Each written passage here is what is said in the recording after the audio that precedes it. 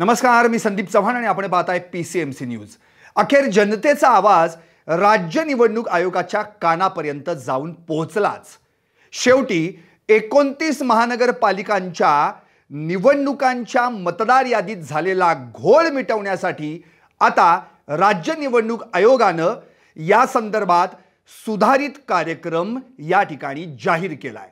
त्यामध्ये जो आतापर्यंतचा मतदार याद्यांमध्ये घोळ दिसून आलाय, कुठे दुबार मतदार आहेत, कुठे मृतांची नावे आहेत, कुठे एका प्रभागातली नावे दुसऱ्या प्रभागात गेलेली आहेत, कुठे नगरसेवकांचीच नावे त्यांच्या प्रभागांतून गायब झालेली आहेत, असे एक नवे अनेक त्रुटी या संपूर्ण मतदार याद्यांमध्ये आढळून आल्या। शेवटी जनतेने आवाज उठवला, लोकप्रतिनिधींनी आवाज उठवला, पक्षांना आवाज उठवला आणि मग सगळ्यांनी मिळून जेव्हा हे निवेदन राज्य निवडणूक आयोगाकडे सादर केलं तेव्हा राज्य निवडणूक आयोगाने देखील या आता मतदार याद्यांच्या कार्यक्रमांमध्ये बदल केलाय।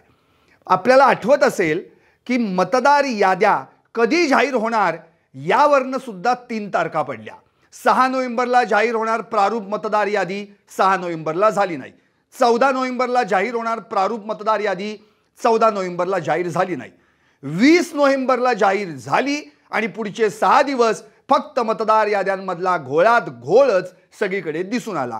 अखेर राज्य निवडणूक आयोगाने शेवटी आपला आधीचा कार्यक्रम बदलला आणि आता तो सुधारित कार्यक्रम जाहीर करत तसं परिपत्रक देखील काढलं।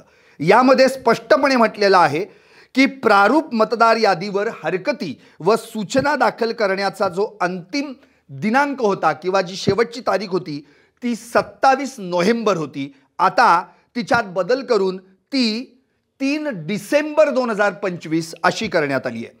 प्रारूप मतदार यादीवर दाखल हरकतींवर निर्णय घेऊन प्रभागनिहाय अंतिम मतदार याद्या अधिप्रमाणित करून प्रसिद्ध करण्याची तारीख होती 5 डिसेंबर, ती आता सुधारित करून किंवा बदल करून 10 डिसेंबर अशी केली आहे।